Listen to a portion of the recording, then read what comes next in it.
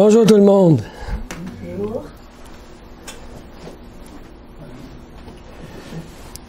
Ah, ça fait un bout que je suis pas venu ici, hein? Aujourd'hui, ça s'intitule « La domination d'Adam ». Et je vais faire cette prédication en deux parties parce que c'est énorme. Même j'aurais pu le faire en trois, mais je vous le fais en deux. Je vais essayer d'être court le plus possible.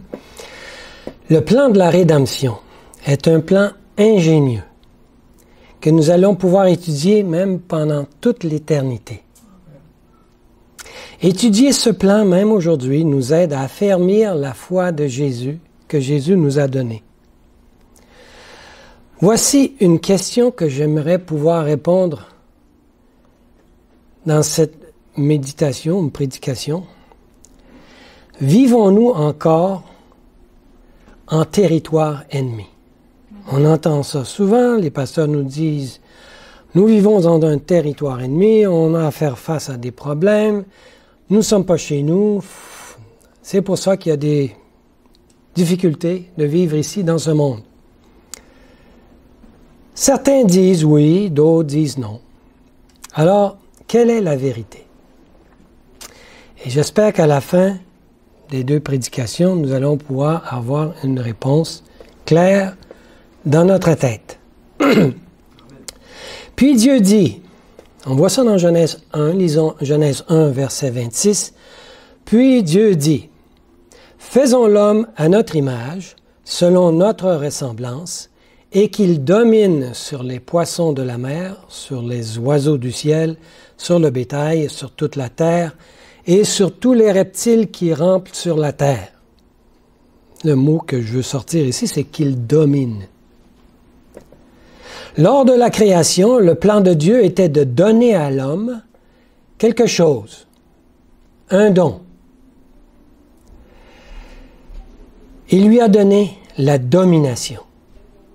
Oui ou non? C'est bien écrit comme ça. La domination veut dire qu'il y a un domaine. C'est pas mal dans le même mot. Un royaume. Donc Adam était le roi de la terre. Et c'était un don de Dieu.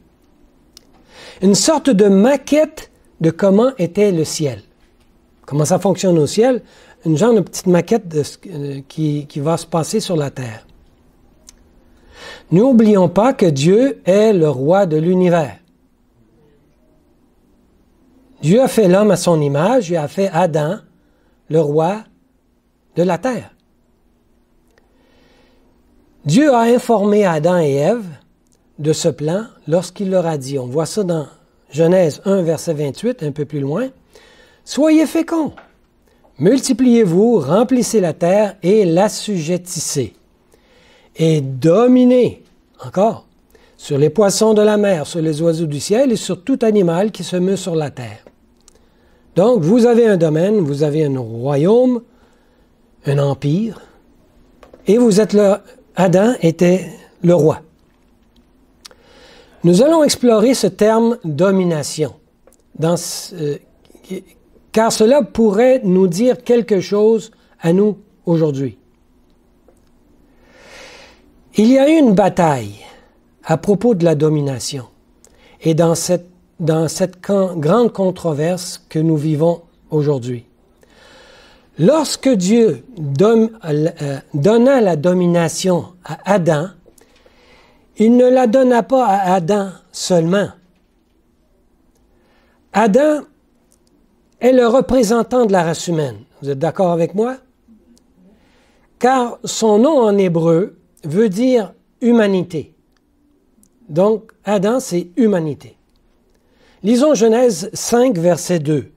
« Il créa l'homme et la femme, il les bénit et il les appela du nom d'homme. » Et en hébreu, ça veut dire, il les appela du nom Adam, lorsqu'ils furent créés.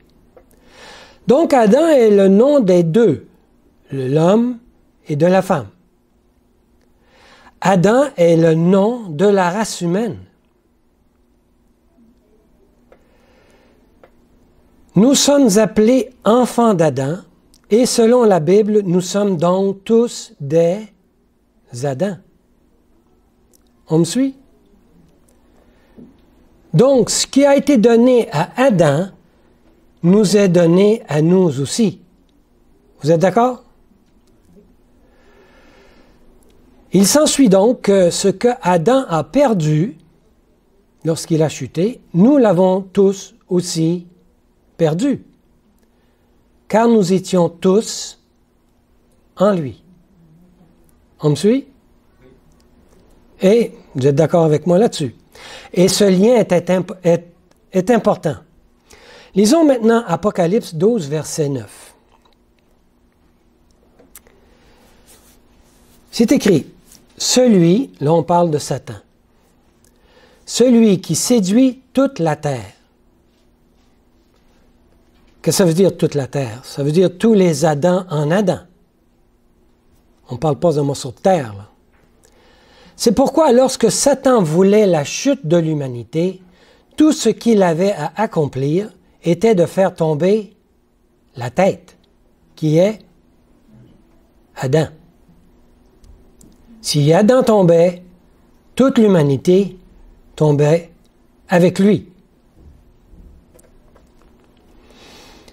S'il parvenait à faire chuter Adam, il pouvait faire tomber toute l'humanité, et ça voulait dire toute la terre. Cela affecterait chacun d'entre nous et non seulement Adam. Satan savait ça.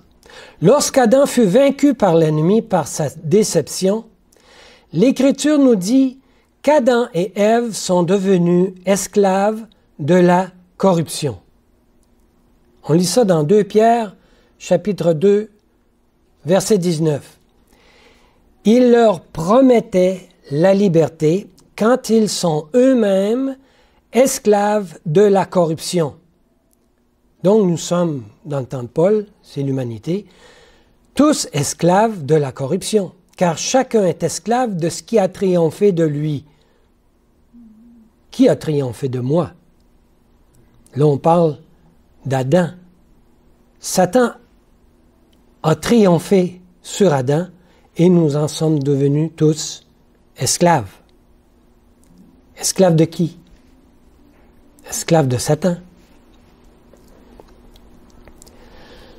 Et c'est pour ça que nous avons une humanité corrompue. Il est intéressant de comprendre que lorsque le premier homme a chuté, que la chute de l'humanité est due à ce qu'Adam a fait, mais pas à ce que Ève a fait. Souvent, on rend Ève coupable du sort de l'humanité. Il est vrai que la femme a tombé la première, mais la chute de la race humaine n'est pas due à elle, mais à Adam. Car c'est Adam qui était le représentant de la race humaine, et non Ève. On me suit? Car Ève était aussi en Adam avant qu'elle fût créée. Vous êtes d'accord avec moi? Que Dieu prenne un morceau d'Adam, sa côte, pour créer Ève. Mais en faisant tomber Adam, Ève aussi tombait. Mais c'est arrivé le contraire, mais parce que Satan a utilisé Ève. C'était le plan de l'ennemi d'utiliser Ève pour faire chuter Adam et ainsi faire tomber toute la race humaine. Maintenant, la domination que Dieu avait donnée à Adam est passée de qui à qui maintenant? De Adam à Satan. Vous ne voyez pas une tragédie? Satan s'est accaparé la domination qu'Adam avait reçue en cadeau de son Créateur. Pas tragique? Désormais, Adam n'a plus aucune autorité sur la terre. Cette domination est maintenant assumée par qui? Par Satan. C'est lui qui domine. Tragédie. Satan est maintenant le nouveau représentant de la terre, de l'humanité.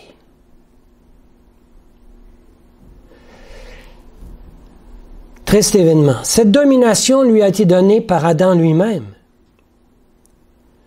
Pourtant, les anges avaient bien averti Adam du danger. Un développement désastreux. Mais comment expliquer ça? Ça ne s'explique pas.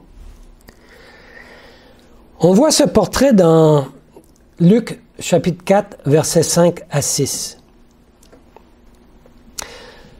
Le diable, l'ayant élevé, lui montra en un instant tous les royaumes de la terre et lui dit, c'est le verset que nous avons récité tantôt, « Je te donnerai toute cette puissance et la gloire de ces royaumes, car elle m'a été donnée. Et je la donne à qui je veux. » Est-ce que Satan ici dit la vérité? Oui. Bien sûr. Et il lui a été donné par qui? Par Adam. Mais n'oublions pas que c'est par un mensonge que Satan a usurpé cette autorité. Si vous avez déjà vu le film de Bernard Madoff, c'est intéressant. Il a utilisé la pyramide de Ponzi. Connaissez ça, la pyramide de Ponzi? C'est d'utiliser des mensonges pour faire croire aux gens que leur investissement est fructueux, puis tout va bien. Puis dans le fond, les intérêts qu'ils reçoivent, c'est parce que c'est les nouveaux qui arrivent, puis comme ça, ils peuvent réussir à payer les intérêts des anciens. Puis à un moment donné, il n'y a plus d'argent 40, mais là, après ça, tu t'aperçois que, OK, c'est fini. Il était accusé de 150 années de prison, le pauvre Bernard. Mais pendant tout ce temps-là, lui, il avait la vie de luxe et puis tout fonctionnait bien. Même ses enfants n'avaient aucune idée de sa compagnie. Sa femme non plus.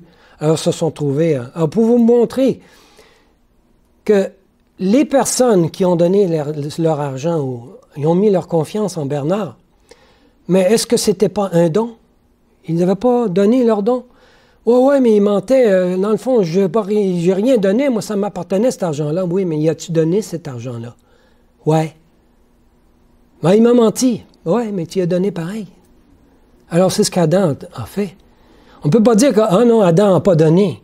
Il l'a donné. Il a donné à Satan son domaine. Même si c'était par un mensonge, Adam a cru à ce mensonge.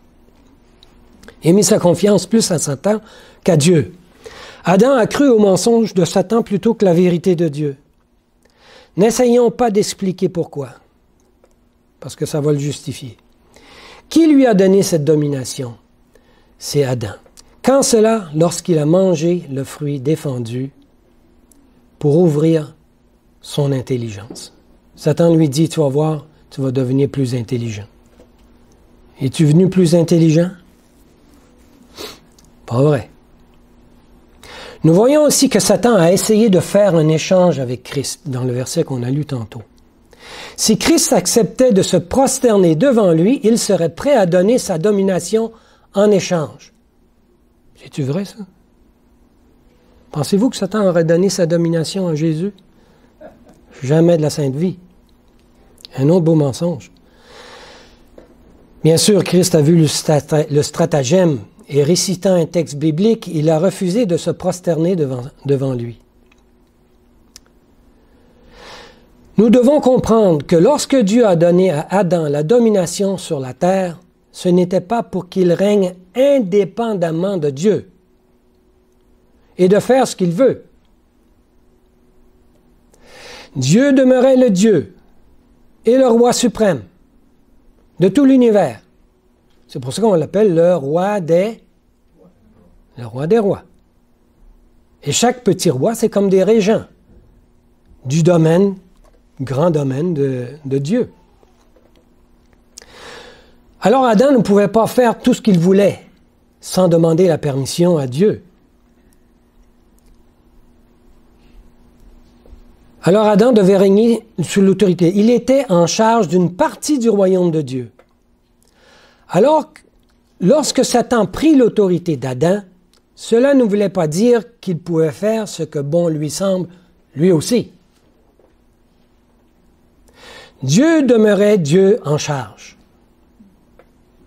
Maintenant, Satan avait le droit légal de régner et pouvait exercer ce droit autant qu'il lui serait permis de le faire. D'accord avec moi? Quand tu es un régent, si on te donne la permission de dépenser telle chose, si le roi te donne la permission, tu le fais. Puis si tu veux faire d'autres, une guerre par exemple, si tu demandes au chef, est-ce qu'on part? Si le chef dit oui, on part en guerre. Sinon, on reste là parce que c'est lui le boss. Donc Satan ne pouvait pas tout faire ce qu'il voulait. Parce que s'il aurait pu faire ce qu'il aurait voulu, on n'existerait même pas aujourd'hui, hein? Sachez ça. Il y a plusieurs exemples qui l'illustrent bien dans la Bible. La Bible nous dit qu'il est devenu le Dieu de ce monde. On parle de Satan. On voit ça dans 2 Corinthiens, chapitre 4, verset 4. Pour les incrédules, dont le Dieu de ce siècle, en anglais, c'est mieux dit, the God of this world, a aveuglé l'intelligence. Et comment cela est-il arrivé? Lorsqu'Adam a choisi de croire à Satan et de douter de ce que Dieu avait dit. Est-ce que Satan pouvait retrouver la position qu'il avait perdue au ciel? Non. C'était fini pour lui. Il a essayé, hein? Avec des larmes. C'est OK que je suis. Mets-moi quelque part, un petit ange, là, je ne suis pas obligé d'être Lucifer comme j'étais avant. Là. Remets-moi au ciel. Mais ce n'était pas la vraie repentance, hein, parce qu'il s'est aperçu de tout ce que les avantages qu'il avait perdus. C'est une fausse repentance. Ça ne venait pas du Saint-Esprit. On a dit à Satan, désolé, tu n'as plus accès ici. Tu n'as plus accès chez nous. Satan n'avait nulle part où aller dans l'univers. Il est expulsé du ciel. C'est pour ça qu'il cherchait un domaine pour pouvoir devenir roi.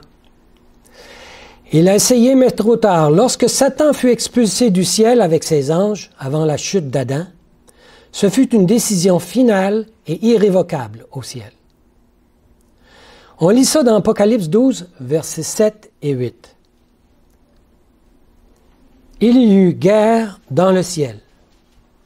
Michel, c'est qui lui? Le Fils de Dieu. Et ses anges combattirent contre le dragon. C'est qui lui? Dans ce temps-là, c'était Lucifer. Et dragon et ses anges combattirent. Mais ils ne furent pas les plus forts. Ils étaient le tiers. Et leur place ne fut plus trouvée dans le ciel. La terre n'existait pas encore, là. Il est expulsé du ciel. Et même le Père a été réuni avec le Fils. Est-ce qu'on crée la terre pareille? Ils ont décidé, oui. Ça a été peut-être difficile pour Jésus parce qu'il savait qu'il allait se rebeller et que lui devait s'offrir. Ça a pris 3 réunions. Finalement, le Père a accepté. Parce qu'il savait ce que ça voulait dire. Si on comprend ce que je viens de vous dire, là, vous allez avoir un cœur ému. Et plein de reconnaissance de ce que Jésus a décidé de faire pour chacun d'entre nous. Même si Satan n'avait plus accès au ciel avant la chute d'Adam, quelque chose avait changé après la chute. Et arrêtons-nous à l'histoire de Job. Alors, je vous demande de lire cette histoire. Vous aimez ça, les histoires? On va lire l'histoire de Job, c'est plaisant, ça. As-tu facilement? Oui, tiens, il y a un index. Je ne suis pas habitué avec cette Bible, mais fais rien. On va lire. Lisons Job 1, versets 6 à 7. C'est intéressant, ça. Je ne suis pas la personne qui aime parler de Satan parce que c'est lui donner une popularité. Mais si on peut comprendre ce qui se passe en arrière du rideau, on peut être plus averti et dans notre foi plus affermi. Vous êtes d'accord avec moi? Bon. Verset 1. Non, même plus loin que ça. Verset 6 à 7. Mais vous connaissez un peu l'histoire avant. Or, les fils de Dieu vinrent un jour se présenter devant l'Éternel.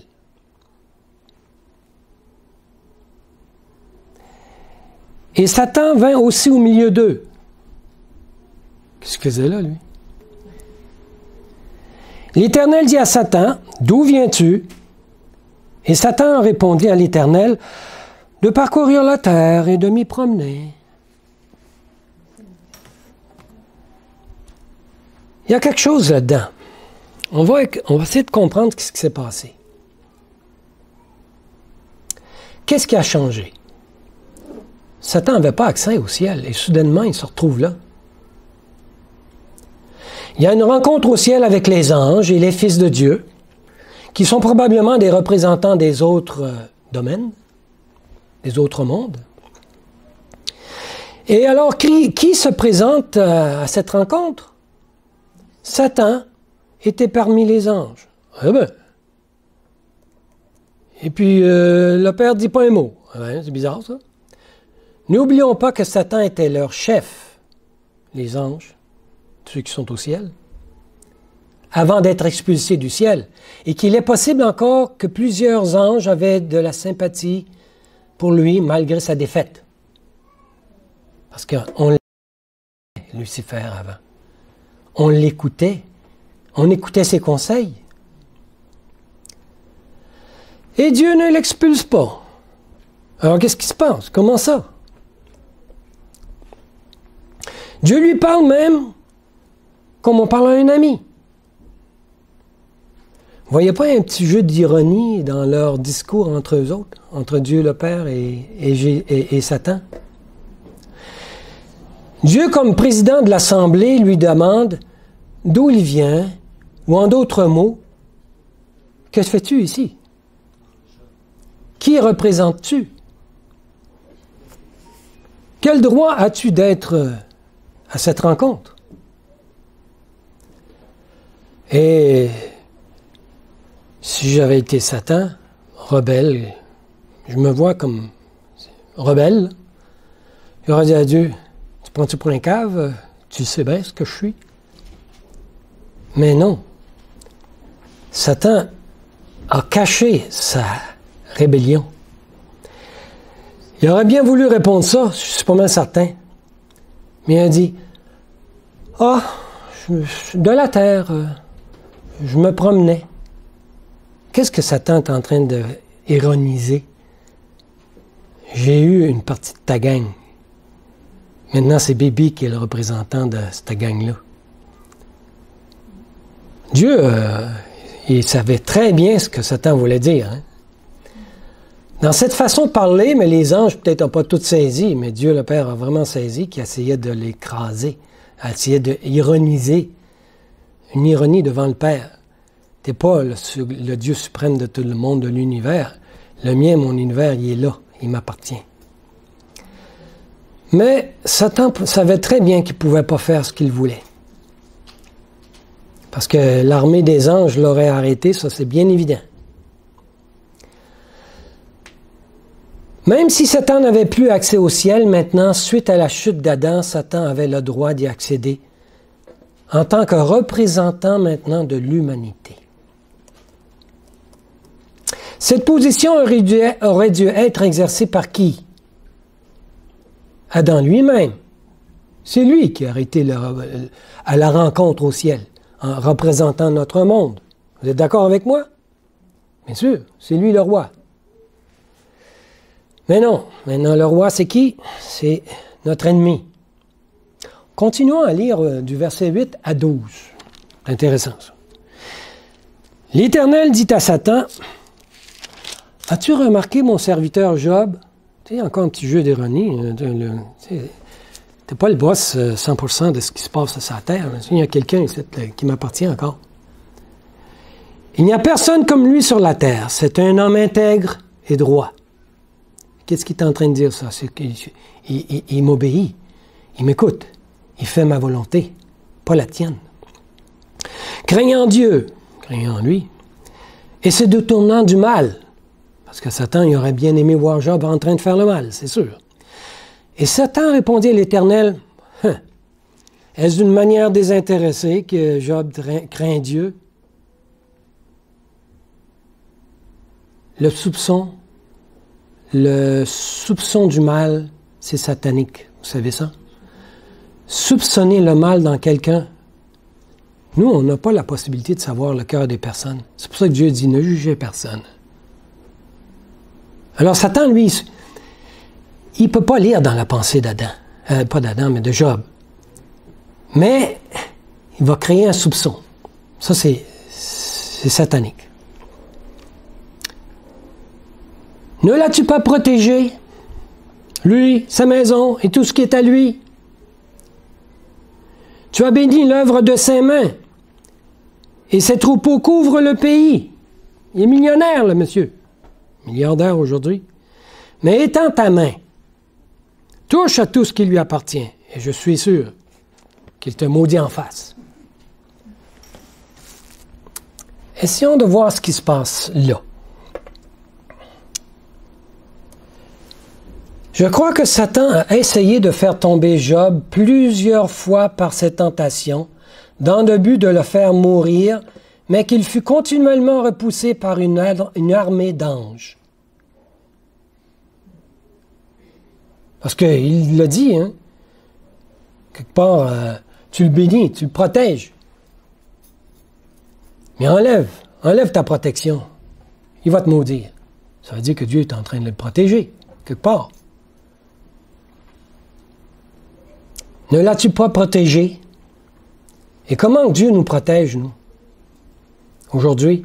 Parce que Satan, s'il y a bien un groupe qui veut démanteler, c'est bien celui-ci, hein? C'est notre Église. Mais il y a des milliers d'anges alentour ici. On ne les voit pas, mais ils sont là. Et qu'ils empêchent les démons et Satan lui-même de faire ce qu'il veut. Et que la seule solution pour lui, pour Satan, fut de demander à Dieu d'enlever cette armée d'anges. Étends ta main. Ça veut dire que enlève tes anges qui protégeaient Job, en prétextant que Job est animé de sentiments égoïstes. C'est parce qu'il va aller au ciel qu'il fait ça, là. Est-ce une manière désintéressée? Est-ce qu'on est... Posons-nous la question nous-mêmes ici. C'est à nous aussi qu'on se doit se dire. Est-ce que c'est d'une manière désintéressée que nous sommes ici, à l'Église? Est-ce que nous sommes ici parce qu'on veut être sûr qu'on va être au ciel? Est-ce notre objectif d'être ici? Est-ce d'une manière désintéressée que nous sommes ici? Nous remarquons que Satan n'a pas le pouvoir de lire les mobiles de notre cœur. Quel était le but de Satan à cette rencontre? De troubler la quiétude de Job, parce que ça allait bien dans sa vie, en l'accusant de faux mobile, parce que pas vrai, on l'a vu, ce qui est arrivé par après, pour observer les commandements de Dieu. Une autre œuvre que Satan est de freiner toute bénédiction. Tu l'as béni, Job. Toute bénédiction que le Père voudrait envoyer sur cette terre, Satan voudrait que ça barre tout ça. Mais Dieu a permis à Satan d'agir. Mais avec des limites. Satan ne peut rien faire sans la permission de Dieu. Savez-vous ça? Hey, gloire à Dieu, parce que s'il avait le champ libre, lui là, ça serait l'enfer ici.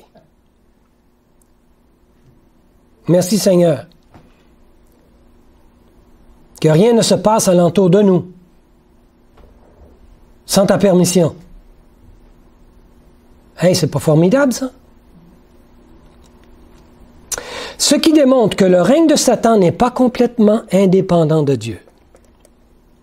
Il ne peut pas faire ce qu'il veut, sinon nous n'existerions plus sur cette terre. Nous réalisons qu'au temps de Job, Satan voulait apporter du trouble et ainsi mettre le doute dans le cœur des êtres humains qui veulent servir Dieu. Et ça nous inclut, nous autres aussi, hein, aujourd'hui. C'est la même histoire. Notons qu'aussitôt qu'il eut la permission, même Hélène White l'a dit, avec quelle rapidité les troupeaux, les domestiques, les maisons, les enfants ont été balayés. Hey, aussitôt qu'il est sorti de la rencontre, ça n'a pas pris longtemps. Ding, ding, ding, ding, ding, truc après l'autre. Hey, enfin, il me donne la permission. Tu te dis qu'il attendait rien que ça, lui. Hey, Dieu me donne la permission. Tu parles, hey, j'agis au bout. Il va aller un maximum de tout ce qu'il donne. Dieu donne la possibilité. Mais épargne sa vie.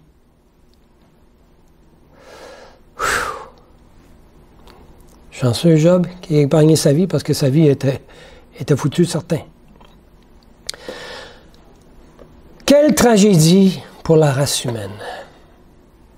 La race humaine, mais, depuis Adam, a comme représentant de notre race quelqu'un qui ne pense qu'à nous tuer,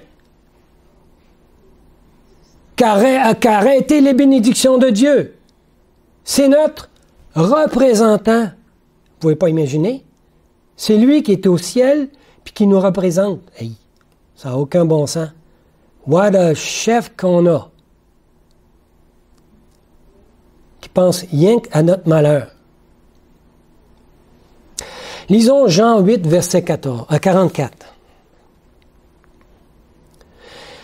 Il est écrit, « Il a été meurtrier dès le commencement. » Depuis la révolte, l'esprit de prophétie, Ellen White, nous dit que tout ce qu'il avait en tête, il ne savait pas où est-ce que ça allait amener, mais Dieu savait très bien que tout ce que Satan voulait, c'était de tuer le Fils de Dieu.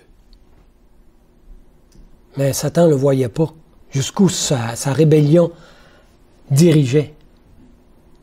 Mais c'était le meurtre pour que lui puisse prendre sa place, une œuvre de jalousie. Il jalousait la position du Fils de Dieu.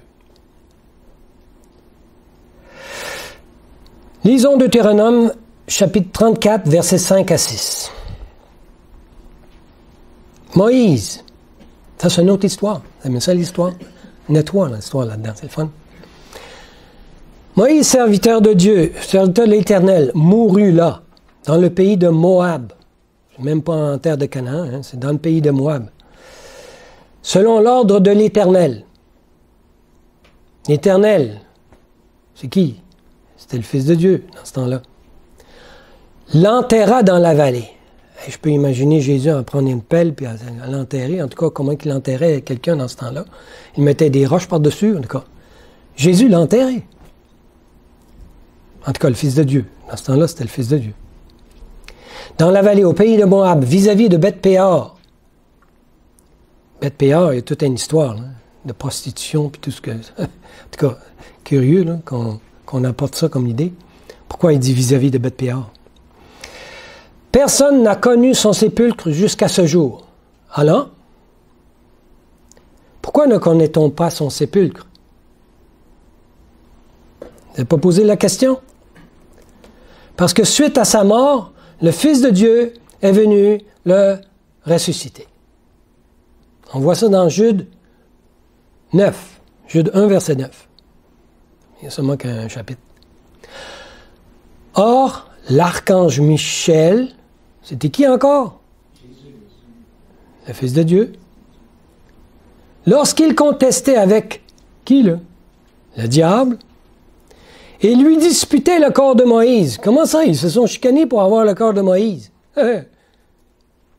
Et le Fils de Dieu n'a pas porté contre lui un jugement injurieux. Parce que ça vient pas normal pour quelqu'un qui ne pêche pas. Mais il dit que le Seigneur, il parle de qui, là? Que le Père te réprime. C'est lui qui va t'occuper de ton cas. Moi, je viens te ressusciter. Mais pourquoi Satan vient se battre ou vient réclamer, dire non, t'as pas d'affaire à venir chercher Moïse, voilà, ça m'appartient ça. Comment Satan peut dire ça? Le diable résiste à cela en lui disant qu'il n'a pas le droit de faire cela. Il parle au Fils de Dieu, là. Qu'est-ce qui donne à Satan le droit de protester à propos de la résurrection de Moïse? Parce qu'il est roi de ce monde. Il est chez lui, le monsieur. C'est lui le boss. Tu n'as pas d'affaire à venir chercher ça ici, loin. C'est la première, mais réaliser que c'est la première résurrection qui s'est passée dans tout l'univers. On n'a jamais ressuscité un mort avant ça. Dans tout l'univers. C'est la première fois. Puis pour Satan, il dit, wow! Hey, ça m'appartient, ça, ce gars-là. Là. Il a péché, lui.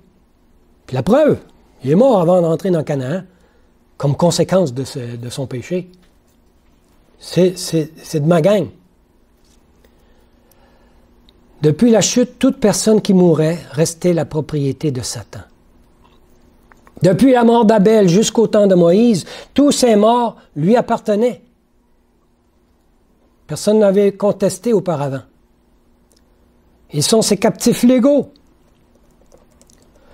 Le Fils de Dieu réfère Satan au Père et ressuscite Moïse quand même, parce qu'il sait ce qu'il va faire un jour pour l'humanité.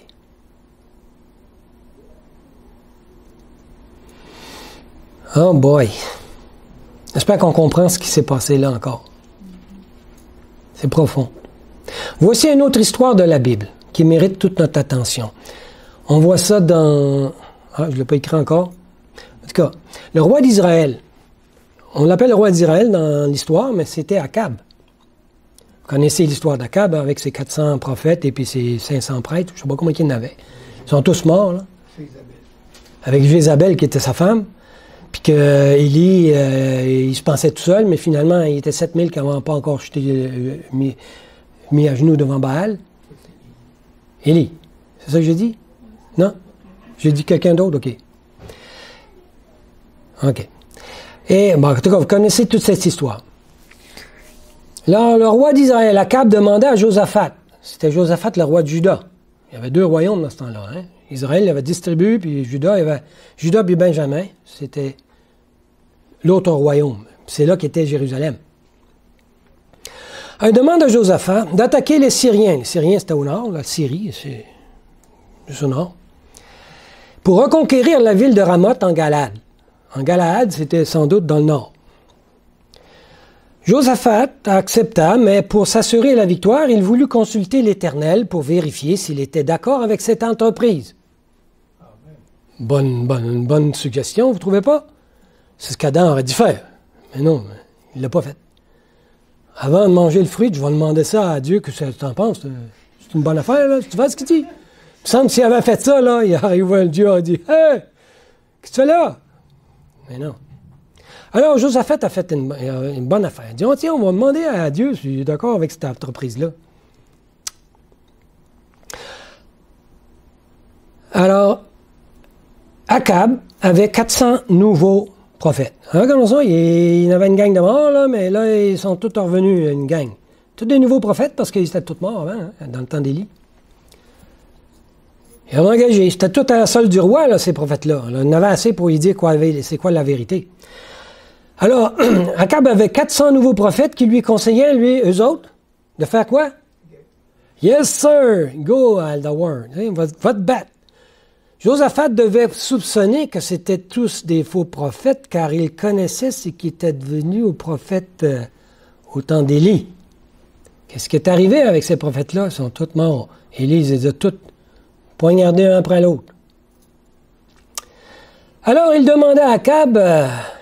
il n'y a pas s'il y avait en Israël un prophète de l'Éternel? Je ne suis pas sûr que ceux-là, ça dit de l'Éternel, même s'ils disent que ça vient de l'Éternel. Akab lui répondit, « Ouais, il y a encore un homme par qui on pourrait consulter l'Éternel, mais je le hais, car il ne me prophétise rien de bon. Il ne prophétise que du mal. C'est Michée, fils de Jimla. » Akab fit donc venir Michée, et Michée, au début, mentit au roi, pour ensuite dire la vérité. On voit ça dans 1 Roi 22, versets 15 et 18. Je ne sais pas si je vais le trouver rapidement, là. 1 Roi, ici on a 1 et 2 rois.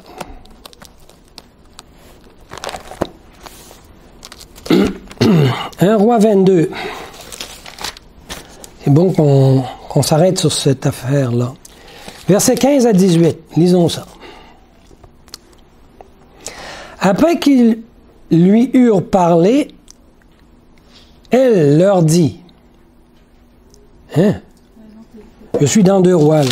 On revient en arrière. 1 Roi 22. 22, 15. Bon, ok, je me retrouve.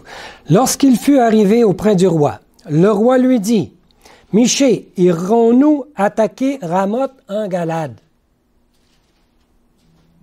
Ou devons-nous y renoncer? Bonne question. C'est assez direct.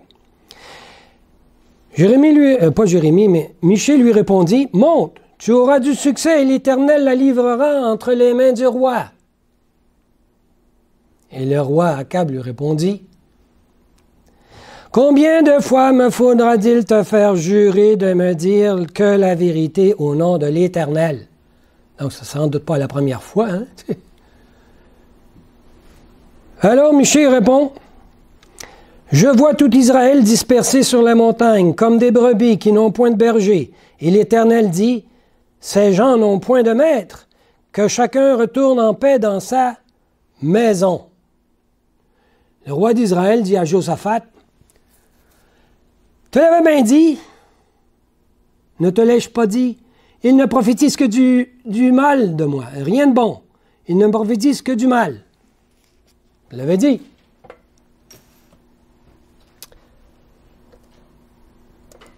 Étudions ce qui s'est passé là. Ce ne devait pas être la première fois qu'Akab consultait l'Éternel, parce qu'il s'est dit, tu me dis toujours, faut toujours te demander de jurer. Et on peut imaginer qu'il ne l'a jamais écouté. Vous pensez qu'il l'a écouté? Pense pas. Voici maintenant la partie intéressante de cette histoire. On continue. 19 à 23. C'est ça? 1 Roi 22, 19 à 23. Et Michée dit, écoute donc la parole de l'Éternel. Parce que là, il est en train de dire, mais écoute les dents, tu sais. Ça veut dire qu'il ne va pas l'écouter souvent. J'ai vu l'Éternel assis sur son trône, et toute l'armée de Dieu, des cieux, se tenant auprès de lui, à sa droite et à sa gauche. Hey, c'est un autre meeting au ciel, là. Intéressant. Et l'Éternel dit, qui séduira Akab pour qu'il monte à Ramoth en Galade et qu'il y périsse? Ils répondirent l'un d'une manière, l'autre d'une autre, et un esprit vint se présenter devant l'Éternel. C'est qui, tu penses? Faut être sûr. Et dit, moi, je le séduirai. L'Éternel lui dit, mais comment tu vas faire? Je sortirai, répondit-il, et je serai un esprit de mensonge dans la bouche de tous ces prophètes. Il est habitué à faire ça, hein? C'est pas d'hier. L'Éternel dit, tu le séduiras, et tu en viendras à bout, sors et fais ainsi. Et maintenant, voici l'Éternel a mis un esprit de mensonge dans la bouche de tous les prophètes qui sont là. Tous les prophètes, ça c'est Michée qui parle, là. Tous les prophètes qui sont là, là. Et l'Éternel a prononcé du mal contre toi. C'est Michée qui parle, là, de la part de l'Éternel. Alors, on sait très bien que l'esprit qui s'est présenté devant l'Éternel, c'est encore notre représentant de la terre, ce cher Satan. Comment Dieu a-t-il pu mettre un esprit de mensonge dans quelqu'un? Vous avez pu vous poser la question? Pour Jésus, c'est qui le père du mensonge? C'est Satan. Comment Dieu peut-il agir comme Satan? C'est impossible.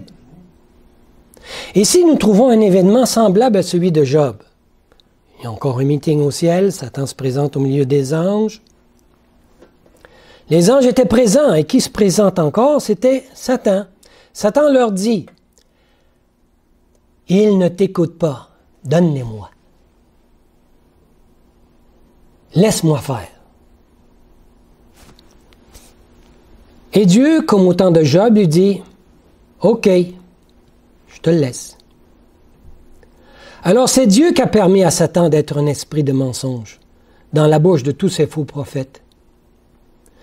Satan, voyant qu'Akab ne l'écoutait pas, profita de l'occasion de la rencontre au ciel pour le détruire. Comme résultat, qu'est-ce qui est arrivé? Le roi Akab est parti en guerre, il est mort. Le même jour que Michée a prophétisé. Lisons 2 Thessaloniciens, chapitre 2, verset 11.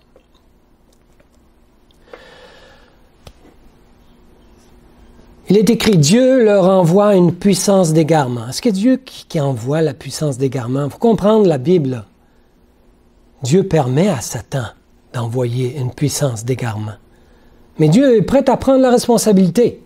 Parce qu'il ne reste pas à rien faire. Il donne la permission. Pourquoi? Parce qu'il nous aime. Il nous laisse libres. La liberté est un fruit de l'agapé, de l'amour agapé. Il nous laisse libres. Et si on n'écoute pas Dieu, qu'est-ce qui arrive? Dieu est devant Satan, qui est notre accusateur. OK. Il ne m'écoute pas. Je te laisse aller. Et c'est dangereux d'aller sur le terrain de l'ennemi. Vous voyez pas? Drôlement dangereux.